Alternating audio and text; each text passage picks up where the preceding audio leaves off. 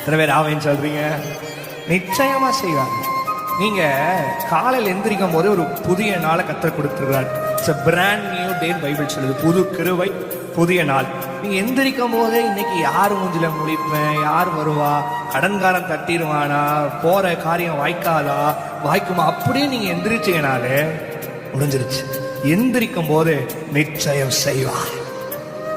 அதை காட்ட இன்னொன்னு சொல்றேன் பாருங்க, எனக்கு செய்யாம இயேசு யாருக்கு செய்வார்? புரிஞ்சுதா?